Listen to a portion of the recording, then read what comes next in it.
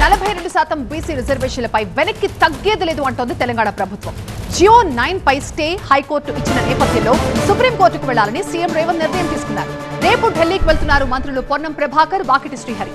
Congress party తరపున PCC chief Mahesh Kumar Goud కూడా ఢిల్లీకి వెళ్తున్నారు. బీసీలకు 42% రిజర్వేషన్లతోనే ఎన్నికలకు వెళ్లాలని ప్రభుత్వం భావిస్తోంది. ఇప్పటికే ఎన్నికల ప్రక్రియ ప్రారంభమైనందున హైకోర్టు జోక్యం సరికాదని సుప్రీంలో వాదించే ఛాన్స్ ఉంది. బీసీ రిజర్వేషన్లపై ప్రతిపక్షాల కుట్రలకు భయపడేది లేదు అంటున్నారు TPCC chief Mahesh Kumar Goud. BC రిజర్వేషన్లపై కాంగ్రెస్ పార్టీకి చిత్తశుద్ధి ఉందని, జియో నెంబర్ 9 పై సుప్రీంకోర్టుకు వెళ్తున్నామని వెనక్కి తగ్గేది లేదంటోంది. ప్రతిపక్షాలు చేస్తున్నటువంటి కుట్రలు కుయంత్రాలకి మేము భయపడము. బీసీ 42% రిజర్వేషన్ విషయంలో మా పార్టీ చిత్తశుద్ధి, మా రాహుల్ గాంధీ, రేవంత్ రెడ్డి, బట్టి, మహేష్ గౌడ్ యొక్క చిత్తశుద్ధి అంటూ ఇదివరకే చూసినారు. 3 చట్టాలు, ఒక ఆర్డినెన్స్, ఒక జీవో ఇచ్చినాం. హైకోర్టు ఇంటర్మ్ స్టే ఇచ్చింది. వెనక్కి తగ్గట్లేదు. మేము మళ్ళీ స్పష్టం వెనక్కి తగ్గట్లేదు. We're going to file. మేము సుప్రీంకోర్టు తర్వాత తట్టబోతా ఉన్నాం. దీనికి సంబంధించి రేపు కూడా నేను ఢిల్లీ, మా 2 మంత్రులు, నేను కూడా ఢిల్లీ పోయే ప్రయత్నం చేస్తా ఉన్నాము. ముఖ్యమంత్రి గారు ఈ విషయంలో చాలా స్పష్టంగా ఉన్నారు.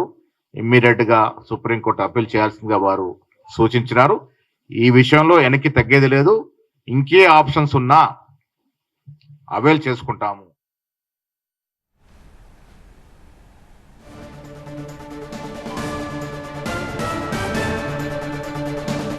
పోరాడతాం, సాధిస్తాం.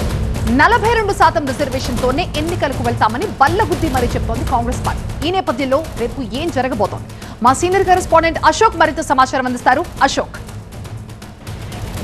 42% రిజర్వేషన్ అనే అంశానికి సంబంధించి అటు ప్రభుత్వం, ఇటు పార్టీ చాలా చిత్తశుద్ధితో పనిచేస్తుంది. ఎట్టి పరిస్థితిలో దీనికి సంబంధించిన దానిపైన క్లారిటీ వచ్చిన తర్వాత ఎలక్షన్కి వెళ్ళాలని చెప్పి అటు భావిస్తున్న నేపథ్యంలో ఏదైతే స్టే వచ్చిన తర్వాత, ఎన్నికలకు సంబంధించిన దానిపైన హైకోర్టులో స్టే విధించిన తర్వాత ఏ విధంగా ముందుకెళ్లాలని దానిపైన పూర్తి స్థాయిలో అనేక బార్ కౌన్సిల్కి సంబంధించినటువంటి లీగల్ టీంతో కూడా అందరితో కూడా చర్చించిన తర్వాత ఏ విధంగా ముందుకెళ్లాలని చెప్పి ఒక క్లారిటీకి వచ్చినట్టుగా తెలుస్తుంది. దీనికి సంబంధించి రేపటి నుంచి సుప్రీంకోర్టులో దీని వాదనలు వినిపించాలని చెప్పి అటు ప్రభుత్వం భావిస్తున్నట్టుగా తెలుస్తుంది. ప్రభుత్వం తరపు నుంచి బీసీ మంత్రులుగా ఉన్నటువంటి ఏదైతే ఫస్ట్ స్టార్టింగ్ నుంచి కూడా సుప్రీంకోర్టులో జరుగుతున్నటువంటి కేసుకు సంబంధించిన దానిపైన ఏ విధంగా అయితే బీసీ మంత్రులు పార్టిసిపేట్ చేస్తారో దీనికి సంబంధించిన దానిపైన కూడా స్టే విధించిన తర్వాత ఏ విధంగా ముందుకెళ్లాలి అనే అంశానికి సంబంధించి కూడా ఇదే మంత్రులు అటు పొన్నం ప్రభాకర్ కావచ్చు, వాకిటి శ్రీహరి కావచ్చు రేపు ఢిల్లీ వెళ్తున్నారు. అలాగే పార్టీ తరపు నుంచి కూడా మహేష్ కుమార్ గౌడ్, పీసీసీ ప్రెసిడెంట్ మహేష్ కుమార్ గౌడ్ కూడా ఢిల్లీకి వెళ్తున్న నేపథ్యం మనం చూస్తున్నాం. ఎట్టి పరిస్థితుల్లో దీనికి సంబంధించి ఏదైతే హైకోర్టులో ఏదైతే వాదనలు వినిపించారో, ప్రతివాదులు ఏ విధంగా అయితే వినిపించారో ఆ సంబంధించినటువంటి డీటెయిల్స్ని కూడా ఇప్పటికే దానికి సంబంధించినటువంటి వాదనలు ఏ విధంగా వినిపించాలనే దానిపైన పూర్తి క్లారిటీగా వచ్చినట్టుగా తెలుస్తుంది. సో ఎట్టి పరిస్థితుల్లో సుప్రీంకోర్టులో తేల్చుకోవాలని చూస్తున్నాం. మరొక వైపు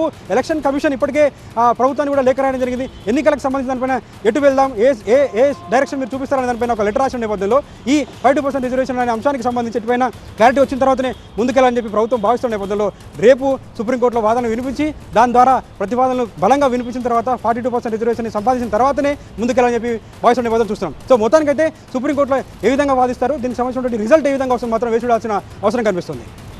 రైట్ అశోక్, థ్యాంక్ యూ. ఇక నకిలీ మద్యం కేసులో జనార్దన్ రావు అండ్ కో నడిపిన వ్యవహారం ఒక్కొక్కటిగా వెలుగులోకి వస్తోంది. ఎక్సైజ్ అధికారుల కళ్లు కప్పి తెర వెనుక జనార్దన్ రావు పెద్ద నెట్వర్క్ నడిపాడు. జనార్దన్ రావు పార్ట్నర్స్ ఉన్న అన్ని బార్లలోనూ నకిలీ మద్యం సప్లై చేసినట్లుగా ఎక్సైజ్ శాఖ గుర్తించింది. హైదరాబాద్ కేపీహెచ్బీలో 7 పార్ట్నర్స్ గా E7 పేరుతో బార్ ఏర్పాటు చేశారు జనార్దన్ రావు. అవనిగడ్డలో Suryateja bar owner Tungala Sudhakar Rao, Chintamaneni Krishnamohan, Vijayawada Srinivasa wines owner Purnachandrarao, Kondapalli bar owner Borra Kiran, Janardhan Rao సోదరి శుభాభారతి, హైదరాబాద్ కు చెందిన షరీఫ్ బిజినెస్ పార్ట్నర్స్ గా తేల్చారు. ఈ నకిలీ మద్యం కేసులో వీళ్లంతా కూడా కీ రోల్ పోషించినట్లుగా భావిస్తున్నారు ఎక్సైజ్ అధికారులు. మరొక వైపు నకిలీ మద్యం కేసులో ఎక్సైజ్ అధికారుల దర్యాప్తు ముమ్మరంగా కొనసాగుతోంది. ఈ కేసులో A3 బాలాజీ కోసం ఎక్సైజ్ టాస్క్ ఫోర్స్ అధికారులు గాలిస్తున్నారు. మద్యం బాటిళ్ల లేబుల్స్ తయారు చేసిన A4 గా ఉన్న రవిని న్యాయమూర్తి ఎదుట హాజరుపరిచారు. ఇక ఇబ్రహీంపట్నంలో జనార్దన్ రావు ఆదేశాలతో నకిలీ మద్యం వ్యవహారాన్ని చక్కబెట్టిన హాజీ కోసం గాలిస్తున్నారు. ఇంకోవైపు విజయవాడ భవానీపురంలోని నకిలీ మద్యం సప్లై, సేల్ చేసిన శ్రీనివాస వైన్స్ కి నోటీసులు ఇచ్చారు ఎక్సైజ్ అధికారులు. పూర్తి అప్డేట్స్ మా ప్రతినిధి వసంత్ అందిస్తారు. వసంత్, ఈ కేసుకు సంబంధించిన ఏవైనా పురోగతి ఉందా? అందరినీ కూడా అదుపులోకి తీసుకున్నట్లేనా?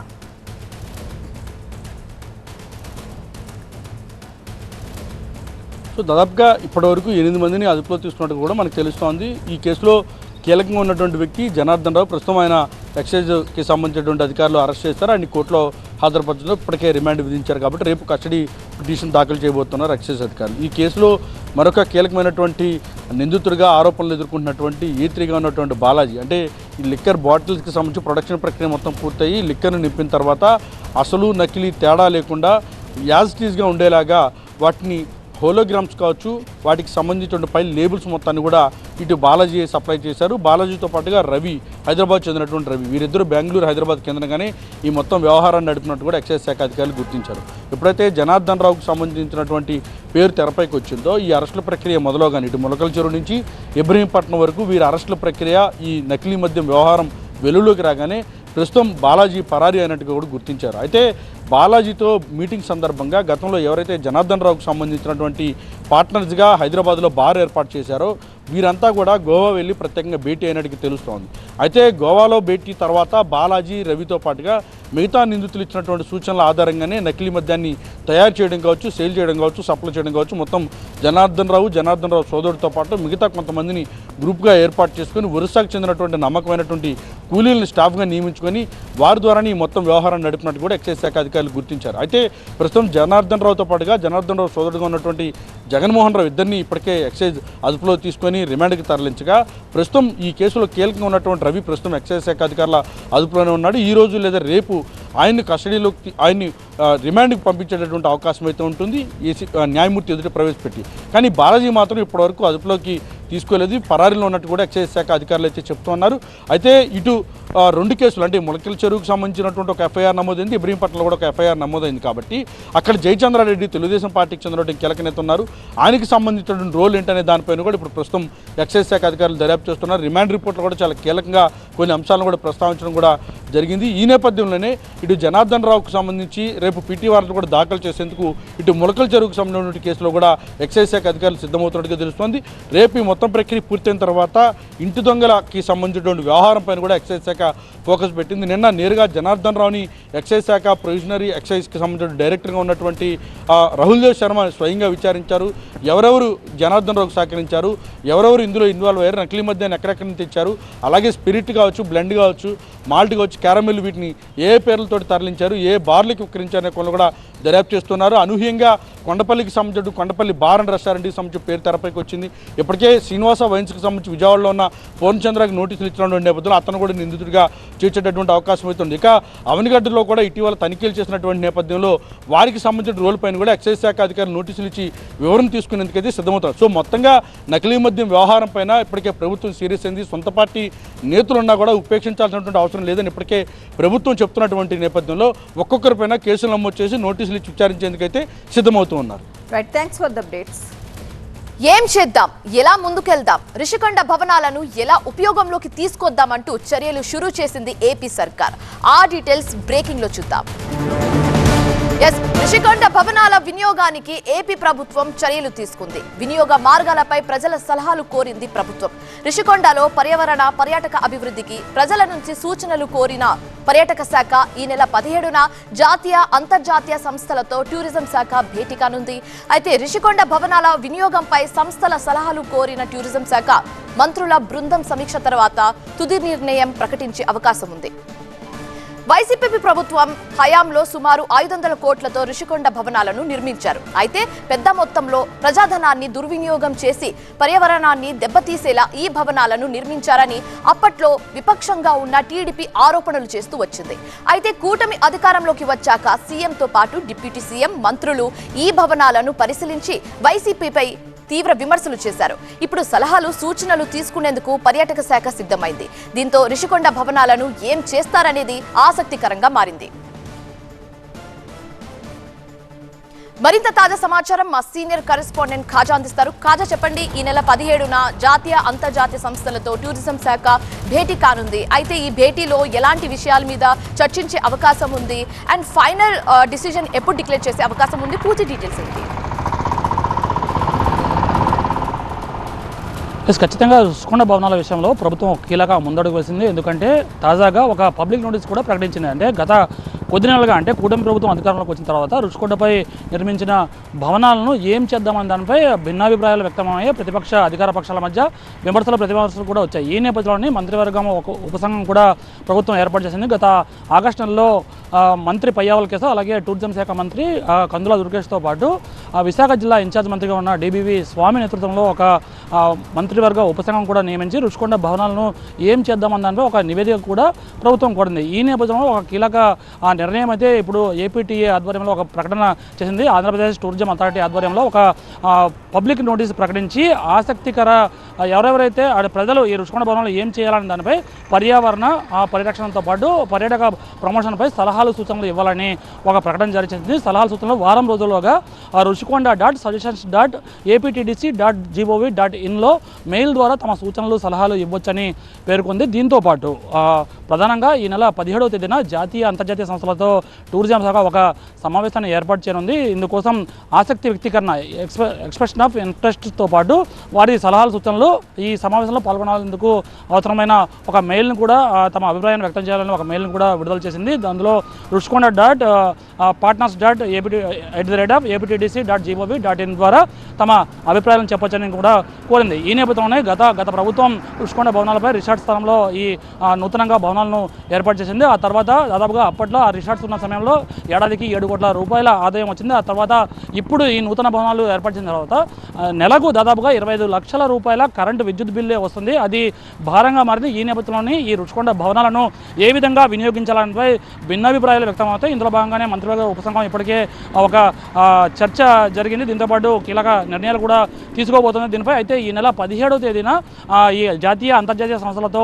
భేటీ తర్వాత టూరిజం శాఖ అందులో వచ్చిన సలహాలు స్వీకరించిన తర్వాత ఈ మంత్రివర్గ ఉపసంఘం ఒక నివేదికను తయారు చేయబోతుంది. ఇది ప్రభుత్వానికి సమర్పించిన తర్వాత ప్రభుత్వం ఒక కీలక నిర్ణయం దీనిపై తీసుకోబోతుంది. అయితే ఇప్పటికే దాదాపుగా ఆ భవనాలను స్టార్ హోటల్ చేయాలని కొంతమంది, మరోవైపు ఒక మ్యూజియంగా మార్చాలని మరికొంతమంది, దీంతోపాటు అంతర్జాతీయ సంస్థలకు ఇవ్వాలని మరికొన్ని అభిప్రాయాలు కూడా వ్యక్తమయ్యాయి. ఈ నేపథ్యంలోనే అన్ని అభిప్రాయాలు ఒక విధంగా ఉంటాయి. ఇప్పుడు తాజాగా ఏపీటీ ఆంధ్రప్రదేశ్ టూరిజం అథారిటీ ఆధ్వర్యంలో ఈ పబ్లిక్ నోటీస్ ఇచ్చిన తర్వాత ప్రజల నుంచి ప్రధానంగా ఈ ప్రజల్లోకి ఈ భవనాలు తీసుకెళ్లాలి, తద్వారా ప్రజల నుంచి అభిప్రాయాలను స్వీకరించాలి. దీంతోపాటు జాతీయ అంతర్జాతీయ సంస్థల అభిప్రాయాలు, సలహాలు, సూచనలు స్వీకరించిన తర్వాత వాటన్నిటిని క్రోడీకరించి ఈ మంత్రివర్గ ఉపసంఘం ఒక నిర్ణయానికి వచ్చిన తర్వాత ఆ నివేదికను ఇక్కడ రుషికొండ భవనాలపై 3 మంత్రులతో కూడిన ఈ మంత్రుల ఉపసంఘం కూడా పరిశీలించిన తర్వాత మొత్తం అంశాన్ని క్రోడీకరించి ఈ నివేదికను ప్రభుత్వానికి మంత్రివర్గ ఉపసంఘం సమర్పించనుంది. ఆ తర్వాత ప్రభుత్వం ఒక కీలకమైన నిర్ణయం తీసుకుంది. ఆ నిర్ణయం ఏ విధంగా ఉంటుందనేది ఇప్పుడు ఆసక్తికరంగా మారింది. ఎందుకంటే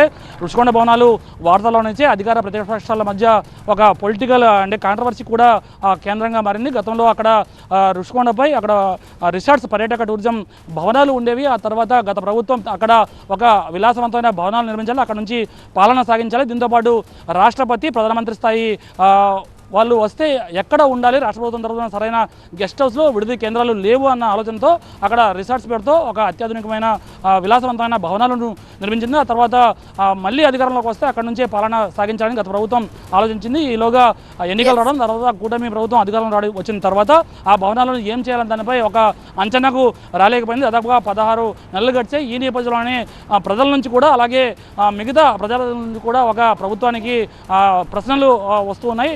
ఎప్పుడు వినియోగంలోకి ఆ భవనాలను తెస్తారు? నెలకి దాదాపుగా 25 లక్షల కరెంటు బిల్లే వ్యయం అవుతుంది. ఇది భారంగా మారింది. సాధ్యమైనంత త్వరగా దీన్ని వినియోగంలోకి తీసుకురావాలని ఒక డిమాండ్ వ్యక్తమవుతున్న తరుణంలో ప్రభుత్వం ఆ దిశగా ఆలోచించి కీలక ముందడుగు వేసి తద్వారా ఒక కీలక నిర్ణయం తీసుకోబోతుంది. ఆ నిర్ణయం ఏంటనే దానిపై ఇప్పుడు ఆసక్తికరంగా మారింది. Right, thank you Khaja. ఓవైపు బీహార్ సీట్ల సర్దుబాటు, అభ్యర్థులపై కసరత్తు, ఇటు జూబ్లీహిల్స్ అభ్యర్థి పైన ఢిల్లీలో చర్చలు. ఈ 2 ఎన్నికలకు సంబంధించిన అప్డేట్స్ ఏంటో చూద్దాం. కాసేపట్లో బీజేపీ కేంద్ర ఎన్నికల కమిటీ భేటీ కానుంది. ఈ కార్యక్రమానికి ప్రధాని మోదీ, జేపీ నడ్డా, అమిత్ షా, రాజ్నాథ్ సింగ్, లక్ష్మణ్ పాల్గొనున్నారు. బీహార్ అసెంబ్లీ, వివిధ రాష్ట్రాల అసెంబ్లీ ఉప ఎన్నికలకు అభ్యర్థుల ప్రకటన చేసే అవకాశం ఉంది. నిన్న హైకమాండ్ కి జూబ్లీహిల్స్ ఆశావాహుల వివరాలు ఇచ్చారు రామచంద్రరావు. రేసులో లంకల దీపక్ రెడ్డి, జూటూరు కీర్తి రెడ్డి, ఆకుల విజయ్ ఉన్నారు. ఇవాళ జూబ్లీహిల్స్ ఉప ఎన్నికకు అభ్యర్థిని ప్రకటించనున్నది బీజేపీ. రేపు జూబ్లీహిల్స్ ఉప ఎన్నికకు నోటిఫికేషన్ వెలువడనుంది. నవంబర్ 11న జూబ్లీహిల్స్ పోలింగ్, నవంబర్ 14న ఫలితాలు వెలువడనున్నాయి. బీహార్ అభ్యర్థుల ఎంపిక పైన బీజేపీ కేంద్ర ఎన్నికల కమిటీ భేటీ కానుంది. ఇటు తుది దశకు బీహార్ ఎన్డీఏ సీట్ల సర్దుబాటు రానుంది. జేపీ నడ్డా నివాసంలో ఎన్డీఏ నేతలు చర్చలు జరుగుతున్నాయి. 35 నుంచి 40 సీట్లు అడుగుతున్నారు. చిరాగ్ పాస్వాన్ 10 సీట్లు కావాలని కోరుతున్నారు. హెచ్ఏఎంఎస్ 10 స్థానాలు కావాలని ఆర్ఎల్ఎం ఉపేంద్ర కుష్వాహా అంటున్నారు. 100 నుంచి 103 సీట్లని బీజేపీ జేడీయూ పంచుకునే అవకాశం ఉంది. ఇదే అంశానికి సంబంధించి మనకి పూర్తి అప్డేట్స్ ఇవ్వడానికి మా బ్యూరో చీఫ్ గోపి సిద్ధంగా ఉన్నారు. గోపి, మీటింగ్ యొక్క మెయిన్ ఎజెండా ఏంటి, ఎవరెవరు పాల్గొనబోతున్నారు, అలాగే ఈ రోజు ఒక కొలిక్కి వచ్చే అవకాశం ఉందా సీట్ల సర్దుబాటు అంశం, అలాగే జూబ్లీస్ ఉప ఎన్నికకు సంబంధించి రేస్లో ఉన్న ముగ్గురులో ఎవరిని ఖరారు చేసే అవకాశం ఉంది? ఎస్ బీజేపీ అత్యున్నత నిర్ణాయక మండలి, బీజేపీ పార్లమెంటరీ బోర్డు, అలాగే బీజేపీ కేంద్ర ఎన్నికల కమిటీ ఈ రెండు కూడా సమావేశం కాబోతున్నాయి. మరి కాసేపట్లోనే ఈ సమావేశం బీజేపీ కేంద్ర కార్యాలయంలో ప్రారంభం కాబోతోంది. ప్రధానంగా బీహార్ అసెంబ్లీ ఎన్నికలకు సంబంధించిన వ్యూహాలు, ప్రచార వ్యూహాలు, అలాగే కీలకమైన అభ్యర్థుల ఎంపికకు సంబంధించిన అంశాలతో పాటుగా దేశవ్యాప్తంగా 7 రాష్ట్రాల్లో 8 అసెంబ్లీ స్థానాలకు సంబంధించిన ఉప ఎన్నికలకు జరగాల్సి ఉన్నాయి. సో వాటికి సంబంధించిన అభ్యర్థుల ఎంపిక పైన ప్రధానంగా పార్లమెంటరీ బోర్డు, అలాగే ఇటు బీజేపీ కేంద్ర ఎన్నికల కమిటీ చర్చించబోతోంది. ప్రధానంగా జూబ్లీ హిల్స్ విషయానికి వస్తే బీహార్కి సంబంధించి సీట్ల సర్దుబాటు ప్రక్రియ కొలిక్కి రావడం జరుగుతుంది. రేపు ఫైనల్ కాబోతున్నాయి. అలాగే అభ్యర్థుల ఎంపిక పైన కూడా బీజేపీ అధిష్టానం దృష్టి సారిస్తుంది. ఖచ్చితంగా ఎన్డీఏదే బీహార్లో గెలుపు అని చెప్పి ధీమాను కూడా వ్యక్తం చేస్తున్నారు బీజేపీ నేతలు. ఇక జూబ్లీ హిల్స్ విషయానికి వస్తే ఈ ముఖ్యంగా నిన్న రామచంద్రరావు ఢిల్లీ వచ్చి ఎవరైతే అభ్యర్థుల రేసులో ముందంజలో ఉన్నారో సో వారికి సంబంధించిన పేర్లను అధిష్టానానికి బిఎల్ సంతోష్ సహా పార్టీలో ఉన్న పెద్దలకు అందజేయడం జరిగింది. సో గెలుపు గుర్రాలకే సీట్లు ఇస్తామని చెప్పి ఇటు పార్లమెంటరీ బోర్డు అలాగే ఎలక్షన్ కమిటీలో సభ్యుడిగా ఉన్న లక్ష్మణ్ స్పష్టం చేస్తున్నారు. ఆశాజనకమైన ఫలితాలు జూబ్లీ హిల్స్లో సాధిస్తామని ధీమాను కూడా వ్యక్తం చేస్తున్న పరిస్థితి ఉంది. సో సామాజిక సమీకరణాలు అక్కడ గెలుపు పొందే అవకాశాలు ఎవరికి ఉన్నాయి, ముఖ్యంగా దీపక్ రెడ్డి, కీర్తిరెడ్డి, అలాగే ఆకుల విజయ వీరి పేర్లు వినిపిస్తున్నాయి. సో వీరిలో ఒకరిని ఎంపిక చేసే అవకాశం కనిపిస్తోంది. సో ఈరోజు రాత్రికి ఈ బీహార్తో పాటుగా జూబ్లీ హిల్స్తో పాటుగా మరికొన్ని రాష్ట్రాల్లో అసెంబ్లీ ఉప ఎన్నికలు ఎక్కడైతే జరుగుతున్నాయో ఆ స్థానాలకు అభ్యర్థుల ఎంపికకు సంబంధించి చర్చించి రేపు ఉదయం 11 గంటలకల్లా కూడా ప్రకటన విడుదల చేసే అవకాశం కనిపిస్తోంది. సీట్ల సర్దుబాటు విషయానికి వస్తే ఇంకా ఫైనల్ కాలేదు. కొంత హిందుస్థాన్ ఆవామ్ మోర్చా నేత జితిన్ రామ్ మాంజీ కొంత అసంతృప్తిని వ్యక్తం చేస్తున్న పరిస్థితి ఉంది. 10 నుంచి 15 స్థానాలు అడిగారు, ఆ తర్వాత 10 స్థానాలైనా ఇవ్వండి అన్నారు. కానీ ఇప్పుడు బీజేపీ 7 స్థానాలకు మాత్రమే పరిమితం చేస్తున్న పరిస్థితి ఉంది. ఇటు ఎల్జేపీకి కూడా 30 నుంచి 35 స్థానాలు చిరాగ్ పాస్వాన్ అడుగుతున్న పరిస్థితి. ఇటు ఆర్ఎల్ఎం నుంచి ఇటు ఉపేంద్ర కుష్వాహా కూడా 10 స్థానాల వరకు డిమాండ్ చేస్తున్నారు. ఇటు బీజేపీ 100 స్థానాలు, అలాగే జేడీయూ 101 స్థానాల్లో పోటీ చేసే అవకాశం. ఈ ఫైనల్ ఫిగర్స్ కావు. సో ఈ ఈక్వేషన్స్లోనే ప్రధానంగా చర్చలు అనేవి జరుగుతున్నాయి. నిన్న ఈరోజు జేపీ నడ్డా నివాసంలో సుదీర్ఘంగా ఈ సీట్ షేరింగ్కి సంబంధించిన అంశాలపైన చర్చ జరుగుతుంది. మరోపక్క ఇండియా అలయన్స్కి సంబంధించి లాలూ ప్రసాద్ యాదవ్, తేజస్వి యాదవ్ వీరు కూడా ఢిల్లీలో ఉన్నారు. సో ఇండియా అలయన్స్కి సంబంధించి కూడా ఇటు సీట్ల సర్దుబాటు అలాగే మేనిఫెస్టో ఇవన్నిటికి సంబంధించి కూడా ఈ నెక్స్ట్ 1 వీక్లో కూడా క్లారిటీ రాబోతుంది. రేపు 2వ విడతకు సంబంధించి ఇటు జూబ్లీ హిల్స్కి సంబంధించిన నోటిఫికేషన్ కూడా విడుదల కాబోతుంది. కాబట్టి రేపు సో ఈ సీట్ల సర్దుబాటు ఇటు ఫైనల్కి సంబంధించి కానీ బీహార్కి సంబంధించి కానీ త్వరితగతిన సీట్ షేరింగ్ పూర్తి చేసుకుని అభ్యర్థుల ఎంపిక పైన ప్రధాన పార్టీలన్నీ కూడా దృష్టి సారించబోతున్నాయి. Right, thank you Gopi. ఇక పల్నాడు జిల్లాలో మరో మెలియాయిడోసిస్ కేసు బయటపడింది. వెల్దుర్తి మండలంలోని రావుపల్లి తండాలో ఒకరికి మెలియాయిడోసిస్ నిర్ధారణ అయింది. బాధితుడిని మంగళగిరిలోని ఎన్ఆర్ఐ ఆసుపత్రికి తరలించారు. మెలియాయిడోసిస్ కేసు రావడంతో గ్రామంలో పారిశుద్ధ్య పనులు చేపట్టారు అధికారులు. జిల్లా వైద్యాధికారి రవి కూడా గ్రామంలో పర్యటించారు. మెలియాయిడోసిస్ అంటువ్యాధి కాదు, గ్రామస్తులు భయపడాల్సిన అవసరం లేదని వైద్యాధికారులు చెప్తున్నారు. ఇటీవలే గుంటూరు జిల్లా తురకపాలెంలోనూ ఇదే వ్యాధి విజృంభించింది. ఆ ఊరిలో ఏకంగా 28 మంది ప్రాణాలు కోల్పోయారు. ఆ 28 బాధిత కుటుంబాలకు 5 లక్షల చొప్పున పరిహారం ఇచ్చింది ప్రభుత్వం. ఇప్పుడు పల్నాడు జిల్లాలోనూ మెలియాయిడోసిస్ వ్యాధి సోకడం కలవరపెడుతోంది. మరింత సమాచారం మా ప్రతినిధి నాగరాజు లైవ్ ద్వారా అందిస్తారు. నాగరాజు, ప్రస్తుతం ఎన్ఆర్ఐ ఆసుపత్రిలో చికిత్స పొందుతున్న ఆ బాధితుడి ఆరోగ్య పరిస్థితి ఎలా ఉంది? మరోవైపు మొన్న తురకపాలెం, ఇప్పుడు పల్నాడు జిల్లాలో ఈ వ్యాధి రావడంతో ప్రభుత్వం ఎలాంటి చర్యలు చేపడుతోంది? అంటే మెలియాయిడోసిస్ అంటువ్యాధి కాకపోయినప్పటికీ కొంత భయాందోళనలు అయితే వ్యక్తమవుతా ఉన్నాయి. ఎందుకంటే తురకపాలెంలో 5 నెలల కాలంలో ఏకంగా 30 మంది చనిపోయారు. 30 మంది చనిపోయినప్పుడు ప్రభుత్వం ఐసీఎంఆర్, ఐసీఏఆర్ లాంటి సంస్థలతో కూడా అక్కడ పరీక్షలు నిర్వహించి మొత్తానికి, ఎందుకంటే ఎక్కువ మంది చనిపోయిన కారణం ఇప్పటికీ వెల్లడించకపోయినప్పటికీ మెలియాయిడోసిస్ అనేది మొట్టమొదటిసారిగా ఆ గ్రామంలో నుంచి కేసులు బయటకు వచ్చాయని చెప్పి ఒక నిర్ధారణకు వచ్చిన నేపథ్యంలోనే ఇప్పుడు ఇతర ప్రాంతాల్లో కూడా ఈ కేసులు బయటపడటం అనేది కొంత ఆందోళనకు గురి చేస్తున్న నేపథ్యం కనిపిస్తుంది. ఎందుకంటే మొట్టమొదట తురకపాలెంలో మెలియాయిడోసిస్ కేసులు కనిపించిన తర్వాత ఒక్కసారిగా చేబ్రోలు మండలంలో కొత్తరెడ్డిపాలెంలో కూడా అటువంటి లక్షణాలు విజృంభిస్తున్నాయని చెప్పేసి మంత్రి సత్యకుమార్ చెప్పడం, ఆ తర్వాత అధికార యంత్రాంగం కూడా అప్రమత్తమై అక్కడ ఆ వ్యాధిని పూర్తిగా ఇతరులకి ప్రాణాలు కోల్పోకుండా కూడా కంట్రోల్ చేయడం జరిగింది. మరలా ఇప్పుడు పల్నాడు జిల్లాకు సంబంధించి దావుపల్లి తండా అనేది దాదాపు ఒక మారుమూల చిన్న గ్రామం. ఆ చిన్న గ్రామంలో కూడా ఒక వ్యక్తి పూర్తిగా జ్వరంతో బాధపడుతున్నా ఉన్నాడు. జ్వరం తగ్గడం లేదు, అదేవిధంగా కీళ్ల నొప్పులు కూడా ఉన్నాయి. దీంతో మెలియాయిడోసిస్ లక్షణాలుగా భావించిన వైద్యులు వెంటనే వైద్య పరీక్షలు అయితే చేయించారు. ఈ వైద్య పరీక్షల్లో అతనికి మెలియాయిడోసిస్ సోకినట్లుగా కూడా నిర్ధారించారు. వెంటనే అక్కడి నుంచి ఎన్ఆర్ఐ ఆసుపత్రికి తరలించడం జరిగింది. అయితే ఎన్ఆర్ఐ ఆసుపత్రిలో చికిత్స పొందేందుకు బాధితుడు ఇష్టం చూపలేదు. వెంటనే అక్కడి నుంచి కూడా వెళ్ళిపోవడం జరిగింది. ఈ నేపథ్యంలో అతనికి ఇంటి వద్దనే వైద్యం అందిస్తున్న నేపథ్యం కూడా కనిపిస్తుంది. మరొక వైపు తురకపాలెంలో ఏదైతే 28 మరణాలు చనిపోయినప్పుడు వారంతా కూడా పేదవారు కాబట్టి వాళ్ళ కుటుంబ జీవనోపాధికి ఇబ్బంది ఏర్పడిన నేపథ్యంలోనే ప్రభుత్వం ఇప్పటికే ఆర్థిక సాయాన్ని అందిస్తామని ప్రకటించిన నేపథ్యంలో ఈ రోజు 28 కుటుంబాలకి ఒక్కొక్క కుటుంబానికి 5 లక్షల రూపాయల చొప్పున కూడా ప్రభుత్వం వాళ్ళ ఖాతాలకు జమ చేసిన నేపథ్యంలో అక్కడ గ్రామ సభలో కేంద్ర మంత్రి అదేవిధంగా ఎమ్మెల్యే కూడా పాల్గొనడం జరిగింది. మొత్తం మీద ఒక ఆందోళన వ్యక్తమవుతున్న నేపథ్యంలో ఇప్పటికైతే వైద్యాధికారులు ప్రకటిస్తున్నారు అంటువ్యాధి కాదు కాబట్టి ఎవరు కూడా భయాందోళనకు గురి కావాల్సిన అవసరం లేదని వైద్యులు చెప్తున్న నేపథ్యం మనకి